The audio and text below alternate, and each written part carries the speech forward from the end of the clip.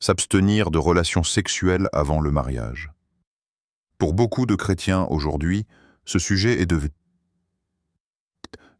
devenu l'un des plus difficiles à vivre. Tu aimes Dieu, tu veux lui obéir, mais tu ressens aussi des désirs réels, puissants, parfois difficiles à contrôler. Tu vis dans un monde où tout pousse à faire le contraire de ce que Dieu demande. La société dit « c'est normal, tout le monde le fait ». La culture dit « tu dois suivre tes envies ». Mais la parole de Dieu dit autre chose. Et au fond de toi, tu ressens ce combat. Un combat entre ton esprit qui veut plaire à Dieu et ta chair qui veut satisfaire ses désirs. Ce combat est réel. Et si tu es honnête, tu as peut-être déjà ressenti la tentation, la confusion ou même la culpabilité. Peut-être que tu t'es déjà demandé « Pourquoi Dieu demande-t-il d'attendre ? Est-ce vraiment possible dans le monde d'aujourd'hui ? Est-ce que je peux réellement vivre dans la pureté ? » La vérité, c'est que Dieu ne donne jamais une instruction sans raison. Dieu ne cherche pas à te priver, il cherche à te protéger. Il voit ce que toi tu ne vois pas. Il connaît les conséquences que toi tu ignores. Et surtout, il connaît la personne que tu es en train de devenir. S'abstenir avant le mariage n'est pas une faiblesse.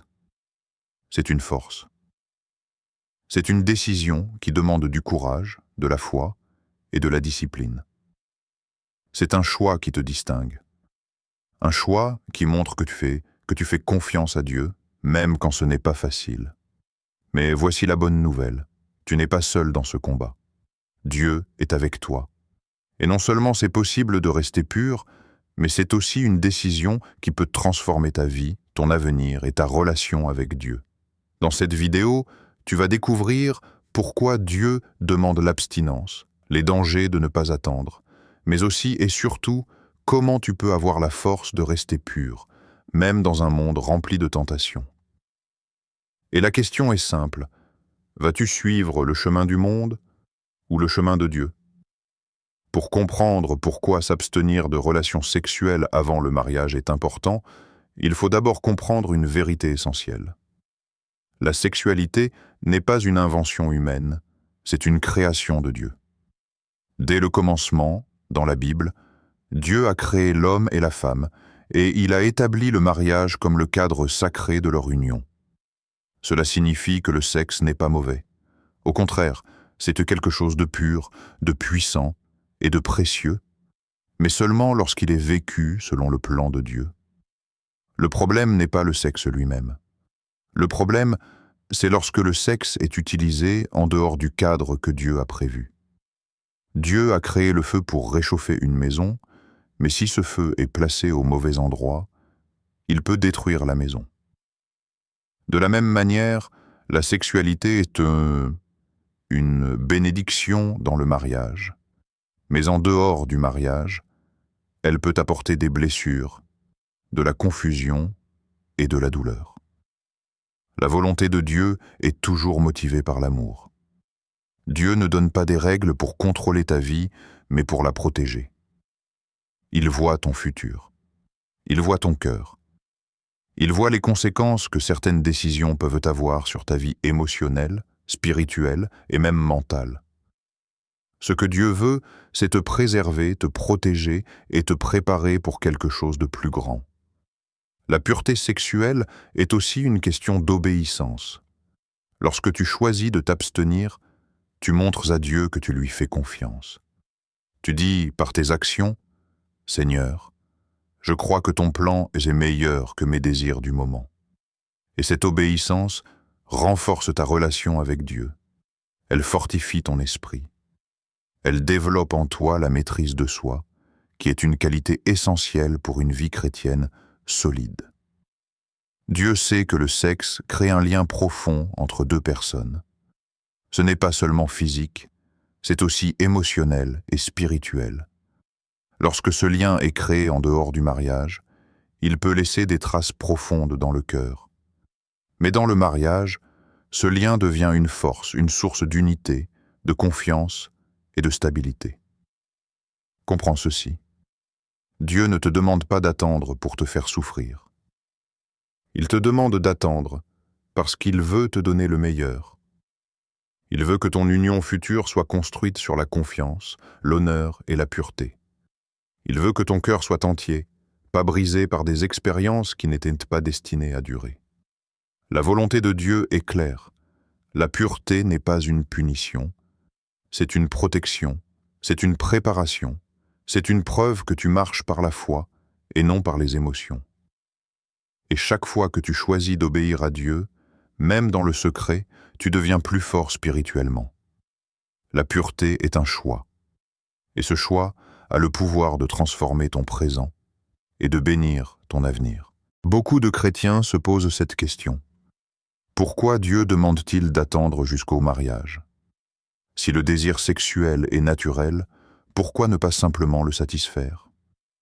La réponse c'est profonde, et elle révèle l'amour et la sagesse de Dieu. D'abord, Dieu demande d'attendre parce qu'il veut te protéger émotionnellement. Le sexe n'est pas un simple acte physique. Il crée un attachement profond entre deux personnes. Ton cœur s'attache, tes émotions s'impliquent, et lorsque cette relation se termine, elle peut laisser des blessures invisibles, douleur, rejet, regret, confusion. Dieu connaît la fragilité du cœur humain. Il sait que tu n'as pas été créé pour donner une partie de toi-même à quelqu'un qui ne restera peut-être pas dans ta vie. Ensuite, Dieu veut te protéger spirituellement. Chaque fois que tu obéis à Dieu, ton esprit devient plus fort. Mais chaque fois que tu désobéis, tu peux ressentir de la culpabilité, de la honte et une distance dans ta relation avec lui. Ce n'est pas parce que Dieu t'abandonne, mais parce que le péché crée une barrière dans ton cœur. Dieu veut que tu vives dans la paix, pas dans le conflit intérieur. Dieu demande aussi d'attendre parce qu'il prépare ton futur mariage. Le mariage est une alliance, pas une simple relation. C'est un engagement profond basé sur la confiance, l'honneur et le respect. Lorsque tu apprends à contrôler tes désirs aujourd'hui, tu développes la discipline qui te permettra d'être fidèle demain. Tu apprends à aimer avec patience et non seulement avec passion. Dans la Bible, le mariage est présenté comme une union sacrée. Cela signifie que Dieu donne une grande valeur à cette alliance. Attendre, c'est honorer ce que Dieu considère comme sacré. C'est reconnaître que certaines choses sont trop précieuses pour être vécues en dehors de son plan. Il y a aussi une autre vérité importante. Attendre développe ta force intérieure. Dans un monde où tout est instantané, attendre est devenu rare. Mais attendre te transforme. Cela développe ta maîtrise de soi. Cela renforce ton caractère. Cela prouve que tu n'es pas esclave de tes désirs, mais que tu es capable de les contrôler. Attendre est aussi une preuve de foi. Cela montre que tu crois que Dieu a un plan pour ta vie. Cela montre que tu lui fais confiance, même lorsque c'est difficile. Et Dieu honore toujours ceux qui lui font confiance. Comprends ceci. Attendre n'est pas perdre du temps. Attendre, c'est investir dans ton avenir. C'est protéger ton cœur. C'est préserver ta paix. C'est préparer une relation plus forte, plus saine et plus bénie. Dieu ne te demande jamais quelque chose sans raison. S'il te demande d'attendre, c'est parce qu'il veut te donner quelque chose de meilleur que ce que tu pourrais obtenir par impatience. Et ce que Dieu prépare est toujours plus grand que ce que le monde peut offrir. Les relations sexuelles avant le mariage peuvent sembler normales aux yeux du monde, mais elles peuvent avoir des conséquences profondes que beaucoup de personnes ne réalisent qu'après. Ces conséquences ne sont pas toujours visibles immédiatement, mais elles affectent le cœur, l'esprit et la relation avec Dieu. Le premier danger est la blessure émotionnelle. Le sexe crée un lien puissant entre deux personnes. Ce lien n'est pas seulement physique, il est aussi émotionnel. Tu commences à t'attacher, à espérer, à investir ton cœur. Mais si la relation se termine, ce lien est brisé. Et lorsque ce lien est brisé, il laisse derrière lui de la douleur, du vide et parfois un sentiment de rejet. Plus une personne donne son intimité à différentes relations, plus son cœur peut devenir fatigué et blessé. Un autre danger est la perte de paix intérieure. Beaucoup de chrétiens ressentent une culpabilité après avoir désobéi à Dieu. Même si personne d'autre ne le sait, toi tu le sais, et Dieu le sait. Cette culpabilité peut créer un conflit intérieur. Tu veux te rapprocher de Dieu, mais tu te sens indigne. Tu veux prier, mais tu ressens de la honte. Ce n'est pas Dieu qui s'éloigne, mais le péché qui affecte ta paix intérieure. Il y a aussi le danger de l'attachement à la mauvaise personne. Le sexe peut te lier à quelqu'un qui n'est pas destiné à rester dans ta vie. Cet attachement peut rendre plus difficile le fait de partir, même lorsque la relation n'est pas saine. Tu peux rester par habitude, par dépendance émotionnelle ou par peur d'être seul. Cela peut t'empêcher d'avancer vers la personne que Dieu a réellement prévue pour toi. Un autre danger est l'affaiblissement de ta force spirituelle. Chaque fois que tu cèdes à la tentation, il devient plus facile de céder la prochaine fois. La maîtrise de soi diminue progressivement. Ce qui te dérangeait au début devient normal avec le temps. Ton cœur devient moins sensible à la conviction de Dieu. Et sans t'en rendre compte, tu peux commencer à t'éloigner spirituellement. Il y a aussi le danger de construire une relation sur une mauvaise fondation. Lorsqu'une relation commence par le physique peut devenir le centre de la relation. Mais une relation solide doit être construite sur le respect, la confiance et la foi. Sans ces fondations, la relation peut devenir fragile et instable. Enfin, il y a le danger du regret. Beaucoup de personnes regardent en arrière et réalisent qu'elles ont donné quelque chose de précieux trop tôt. Elles réalisent qu'elles auraient aimé attendre. Elles réalisent que l'obéissance à Dieu les aurait protégées de nombreuses blessures. Comprendre ceci. Le péché promet le plaisir, mais il cache souvent la douleur. Dieu, au contraire, peut demander un sacrifice temporaire, mais il prépare une bénédiction durable. Les dangers des relations sexuelles avant le mariage sont réels, mais ils peuvent être évités lorsque tu choisis d'obéir à Dieu. Choisir la pureté aujourd'hui, c'est choisir la paix demain. Choisir de rester pur avant le mariage peut sembler difficile, mais cette décision apporte des bénéfices puissants et durables. Contrairement à ce que le monde dit, la pureté n'est pas une perte, c'est un gain. C'est un choix qui protège ton cœur, renforce ton esprit et prépare ton avenir. Le premier bénéfice est la paix intérieure. Lorsque tu choisis d'obéir à Dieu, tu ressens une paix profonde dans ton cœur. Tu n'as rien à cacher. Tu n'as pas à vivre avec la culpabilité ou le regret. Tu peux prier avec assurance, t'approcher de Dieu avec confiance et vivre sans conflit intérieur. Cette paix est précieuse et elle ne peut pas être remplacée par un plaisir temporaire. Le deuxième bénéfice est une relation plus forte avec Dieu. Chaque fois que tu résistes à la tentation, ta foi devient plus forte. Tu développes la maîtrise de soi, qui est une qualité essentielle dans la vie chrétienne. Tu apprends à dépendre de Dieu pour ta force. Et plus tu obéis à Dieu, plus tu ressens sa présence dans ta vie. Ton esprit devient plus sensible à sa voix, et ta relation avec lui devient plus profonde. Un autre bénéfice important est le respect de soi. Lorsque tu choisis la pureté, tu reconnais ta valeur. Tu comprends que ton corps est précieux et qu'il mérite d'être honoré. Tu ne te laisses pas contrôler par tes désirs ou par la pression des autres. Tu prends des décisions basées sur tes convictions et non sur tes émotions du moment. Cela développe une confiance intérieure solide. La pureté te prépare aussi pour un mariage plus fort. Lorsque tu attends, tu apprends la patience, la discipline et le respect. Ces qualités sont essentielles pour construire un mariage stable et durable. Tu entres dans le mariage sans blessures émotionnelles profondes causées par des relations passées.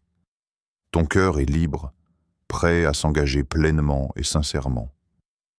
Dans la Bible, la pureté est associée à la bénédiction. Dieu honore ceux qui choisissent de lui obéir, même lorsque c'est difficile. Cela ne signifie pas que le chemin sera toujours facile, mais cela signifie que Dieu marche avec toi, te fortifie et te prépare pour quelque chose de meilleur. Un autre bénéfice est la force intérieure. Chaque fois que tu dis non à la tentation, tu deviens plus fort. Tu développes la capacité de contrôler tes désirs au lieu de les laisser te contrôler. Cette force ne t'aide pas seulement dans ce domaine, mais dans tous les domaines de ta vie. Enfin, la pureté protège ton cœur contre le regret. Beaucoup de personnes regrettent de ne pas avoir attendu. Mais ceux qui choisissent d'attendre vivent avec une paix et une fierté intérieure. Ils savent qu'ils ont honoré Dieu et qu'ils ont protégé leur avenir. Comprends ceci. Rester pur n'est pas une faiblesse, c'est une preuve de force. C'est un choix qui montre ta foi, ton courage et ta confiance en Dieu. Et ce choix a le pouvoir de transformer ta vie, aujourd'hui et pour toujours. Pour rester pur, il est important de comprendre une vérité. La tentation est normale. Être tenté ne signifie pas que tu es faible. Cela signifie simplement que tu es humain. Même les chrétiens les plus forts passent par des moments de tentation. Le problème n'est pas la tentation elle-même, mais la manière dont tu y réponds. La première tentation est le désir physique naturel. Dieu a créé le corps avec des désirs, et ces désirs font partie de la nature humaine. Mais ces désirs peuvent devenir dangereux lorsqu'ils ne sont pas contrôlés. Parfois, ces envies apparaissent soudainement, sans prévenir. Elles peuvent être déclenchées par des pensées, des images ou des situations. Si ces désirs ne sont pas maîtrisés, ils peuvent pousser une personne à prendre des décisions qu'elle regrettera plus tard. La deuxième tentation, c'est la pression de la société. Aujourd'hui, le monde présente les relations sexuelles avant le mariage comme quelque chose de normal. Les films, les réseaux sociaux et la culture moderne encouragent ce comportement. Si tu choisis d'attendre, certaines personnes peuvent se moquer de toi, te critiquer ou te faire sentir différent. Cette pression peut être difficile, surtout lorsque tu veux être accepté par les autres. Une autre tentation forte est la pression dans les relations amoureuses. Lorsqu'on aime quelqu'un, il est naturel de vouloir se rapprocher de cette personne. L'intimité émotionnelle peut facilement conduire à l'intimité physique. Parfois, un partenaire peut insister, manipuler ou convaincre l'autre que c'est une preuve d'amour. Mais le véritable amour respecte les limites et honore les convictions. La solitude est aussi une grande source de tentation. Lorsque tu te sens seul, tu peux chercher du réconfort dans une relation physique. Le désir d'être aimé, touché et accepté peut devenir très fort. Dans ces moments, la tentation peut sembler plus difficile à résister. Les pensées sont également un champ de bataille important. Tout commence souvent dans l'esprit. Une pensée peut sembler petite au début, mais si elle est nourrie, elle devient plus forte. Les images que tu regardes, les choses que tu écoutes et les conversations que tu as influencent tes pensées. Et tes pensées influencent tes actions. La tentation devient aussi plus forte dans les moments de faiblesse. Le stress, la fatigue, la tristesse ou l'ennui. Lorsque ton esprit est fatigué, ta résistance est plus faible. C'est dans ces moments que beaucoup de personnes tombent. Dans la Bible, il est écrit que la tentation est une réalité, mais que Dieu donne toujours la force de résister. Cela signifie que la tentation n'est pas plus forte que toi lorsque tu t'appuies sur Dieu. Comprends ceci. La tentation est temporaire, mais les conséquences peuvent être durables. Plus tu comprends tes tentations, plus tu peux te préparer à les affronter. La victoire ne commence pas lorsque la tentation arrive. Elle commence lorsque tu décides à l'avance d'honorer Dieu. Tu n'as pas besoin d'être parfait. Tu as seulement besoin d'être décidé. Contrôler ses désirs ne signifie pas ne jamais ressentir de tentation. Cela signifie apprendre à ne pas être dominé par ses désirs. Le désir est une sensation, mais il ne doit pas devenir ton maître. Tu as la capacité, avec l'aide de Dieu, de dire non même lorsque c'est difficile. La première étape est de comprendre que le contrôle commence dans l'esprit. Tout commence par une pensée. Si tu nourris certaines pensées, elles deviennent plus fortes. Mais si tu les rejettes rapidement, elles perdent leur pouvoir. Tu dois apprendre à diriger ton esprit vers des choses pures et positives. Ce que tu regardes, ce que tu écoutes et ce que tu imagines influencent directement ta force intérieure. La deuxième étape est d'éviter les situations dangereuses. Beaucoup de chutes ne sont pas accidentelles, elles sont le résultat de situations risquées. Être seul dans un endroit privé avec quelqu'un, regarder du contenu inapproprié ou se mettre dans des environnements de tentation affaiblit ta résistance. La sagesse consiste à éviter ce qui peut te faire tomber. Une autre clé est la discipline personnelle. La discipline, c'est la capacité de dire non à un plaisir immédiat pour protéger ton avenir. Au début, cela peut sembler difficile, mais plus tu pratiques le contrôle, plus cela devient naturel. Chaque fois que tu résistes, tu deviens plus fort. La prière est aussi essentielle. Dans la Bible, Dieu promet de donner la force à ceux qui la demandent. Lorsque tu pries, tu invites Dieu dans ton combat. Tu ne luttes plus seul. Dieu fortifie ton esprit et t'aide à résister. Enfin, rappelle-toi que le désir est temporaire. Il peut être intense, mais il ne dure pas éternellement. Si tu apprends à attendre, il finit par diminuer. Mais si tu cèdes, tu peux ouvrir la porte à d'autres luttes. Tu n'es pas esclave de tes désirs. Avec la foi, la discipline et l'aide de Dieu, tu peux les contrôler et marcher dans la pureté.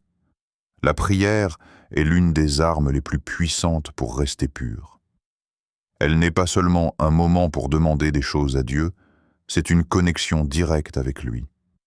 Quand tu pries, tu invites Dieu à entrer dans tes pensées, tes désirs et tes combats. Tu ne luttes plus seul contre la tentation. Dieu est à tes côtés pour te fortifier. Dieu ne nous demande pas de faire ce chemin seul. Même les apôtres et les saints ont eu besoin de force pour résister au péché. La prière te permet de recevoir cette force. Elle aligne ton cœur avec la volonté de Dieu et t'aide à rester concentré sur ce qui est important. Lorsque tu ressens un désir ou une envie de céder, prendre un moment pour prier peut changer le cours de tes pensées et renouveler ton engagement envers Dieu. Le Saint-Esprit joue également un rôle crucial. Par la prière, tu invites le Saint-Esprit à te guider, à te rappeler les promesses de Dieu et à te donner la maîtrise de toi. La Bible dit que Dieu ne laisse jamais ceux qui l'honorent sans aide. La prière te connecte à cette source de puissance divine. La prière est aussi un moyen de prévention. Prie régulièrement pour être fort dans les moments de tentation avant même qu'ils arrivent. Prends l'habitude de confier tes désirs et tes combats à Dieu chaque jour. Cela crée un bouclier spirituel autour de ton cœur et t'aide à rester sur le bon chemin. Enfin, la prière te transforme de l'intérieur. Elle change tes désirs, purifie ton cœur et renouvelle ton esprit. Elle t'apprend à aimer Dieu plus que tes désirs immédiats et à placer ta confiance dans ses plans. En développant une vie de prière constante, tu construis une fondation solide pour marcher dans la pureté et la paix, même dans un monde rempli de tentations. Comprends ceci. La prière n'est pas seulement une habitude religieuse, c'est ton outil le plus puissant pour rester pur et marcher dans la volonté de Dieu. Rester pur dans une relation amoureuse demande de la conscience et des limites claires. L'amour véritable ne se mesure pas par l'intimité physique, mais par le respect, la patience et la confiance mutuelle. Une relation solide peut exister sans céder à la tentation. La première étape est de fixer des limites claires avec ton partenaire. Discutez honnêtement de ce que vous êtes prêts à faire et de ce que vous refusez. Un partenaire qui respecte Dieu comprendra et soutiendra ses limites. Le respect mutuel est la clé pour préserver la pureté. Ensuite, évitez les situations à risque. Être seul dans des endroits isolés, passer trop de temps seul sans supervision, ou regarder des contenus inappropriés peut faire tomber même les cœurs les plus déterminés. Prends des décisions sages pour protéger ton cœur et ton corps. Communiquez constamment. La transparence dans la relation permet d'éviter la confusion et le ressentiment. Si un partenaire insiste pour franchir vos limites, sache que l'amour véritable ne pousse jamais à transgresser la volonté de Dieu. Enfin, rappelez-vous que la patience renforce la relation. Attendre le mariage pour vivre l'intimité physique crée un lien plus fort, basé sur la confiance et la foi. La pureté est un choix difficile, mais elle prépare un amour durable, stable et béni par Dieu. Rester pur dans une relation amoureuse, c'est honorer Dieu, protéger ton cœur et construire un futur plus solide pour toi et ton futur conjoint. Même en voulant rester pur, beaucoup de chrétiens tombent dans certains pièges. Connaître ces erreurs permet de les éviter et de marcher avec sagesse dans la pureté. La première erreur est de se croire trop fort. Penser que la tentation ne nous atteindra jamais est dangereux.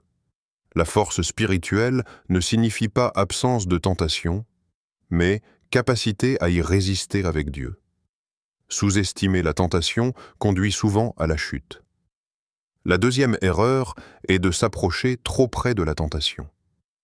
Être dans des situations à risque, regarder des contenus inappropriés ou se retrouver seul avec un partenaire sans limite affaiblit ta résistance. Beaucoup de chutes ne sont pas accidentelles, elles sont le résultat d'une exposition répétée à la tentation. La troisième erreur est d'ignorer les avertissements de la Bible et des mentors spirituels. Dieu nous met en garde pour notre protection. Ceux qui négligent ces avertissements finissent souvent par regretter leur choix. La sagesse consiste à écouter et à obéir avant que le problème n'arrive. Une autre erreur est de justifier le péché. Penser « tout le monde le fait » ou « ce n'est pas si grave » ouvre la porte à la désobéissance. Les excuses ne changent pas la vérité. Le péché a des conséquences sur ton cœur et ta relation avec Dieu. Enfin, beaucoup de chrétiens s'éloignent de Dieu après une chute.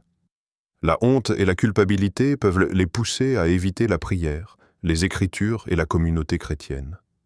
Mais s'éloigner de Dieu aggrave la situation. La vraie force consiste à se relever, à se repentir et à revenir à lui. Reconnaître ses erreurs à l'avance te permet de rester vigilant. Marcher dans la pureté n'est pas seulement une décision, c'est une discipline quotidienne. Avec Dieu, la vigilance et la sagesse, tu peux éviter ces pièges et marcher dans la liberté et la bénédiction. Même avec la meilleure volonté, certains chrétiens peuvent céder à la tentation. Une chute ne signifie pas que tout est perdu.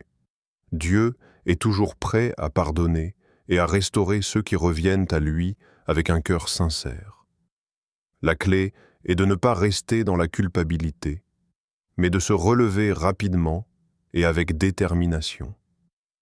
La première étape est la repentance sincère.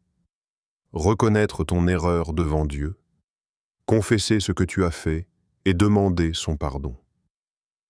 La repentance n'est pas seulement dire « je suis désolé ». C'est un engagement à changer et à ne plus répéter le même péché. Dieu promet que lorsque nous confessons nos fautes, il est fidèle et juste pour nous pardonner et nous purifier. Ensuite, il est essentiel de tirer des leçons de la chute. Qu'est-ce qui t'a conduit à céder? Était-ce la solitude, le manque de prière, l'exposition à des situations à risque? Identifier la cause te permet de mettre en place des stratégies pour ne pas retomber. Chaque chute peut devenir une occasion de grandir et de renforcer ta foi. Il faut aussi renouer avec Dieu sans honte. Même si tu te sens coupable ou indigne, rappelle-toi que la grâce de Dieu dépasse toute faute. Approche-toi de lui dans la prière, dans la lecture de la Bible et dans la communauté chrétienne. La communion avec Dieu te fortifie et restaure ton esprit. Enfin, reprends tes décisions de pureté avec courage. Ne laisse pas la chute définir ton chemin. La victoire ne se mesure pas par l'absence d'erreur, mais par la capacité à se relever et à persévérer. Choisir de continuer à marcher dans la pureté, malgré les échecs, démontre la force, la foi et la détermination. Souviens-toi, une chute n'est jamais la fin. Avec la repentance, la foi et l'aide de Dieu, tu peux te relever plus fort, plus pur et plus déterminé à marcher dans la voie qu'il a tracée pour toi. Au terme de cette vidéo, il est clair que s'abstenir de relations sexuelles avant le mariage n'est pas une contrainte inutile, mais un choix qui protège ton cœur, ton esprit et ton avenir. Dieu ne demande jamais quelque chose sans raison. Chaque instruction, chaque conseil, chaque avertissement est une preuve de son amour et de sa sagesse. La pureté est une décision difficile, mais elle apporte la paix, la force et des bénédictions durables. Rappelle-toi les bénéfices de la pureté, la paix intérieure, le respect de toi-même, une relation plus profonde avec Dieu et un futur mariage solide. Ces récompenses surpassent de loin les plaisirs temporaires que le monde offre. Les dangers des relations sexuelles avant le mariage, blessures émotionnelles, culpabilité, attachement toxique et éloignement de Dieu, sont réels, mais peuvent être évités lorsque tu choisis d'écouter Dieu. Les tentations sont inévitables. Les désirs, la pression sociale, les médias et la solitude peuvent te pousser à céder, mais tu n'es pas seul. Dieu est là, prêt à te fortifier.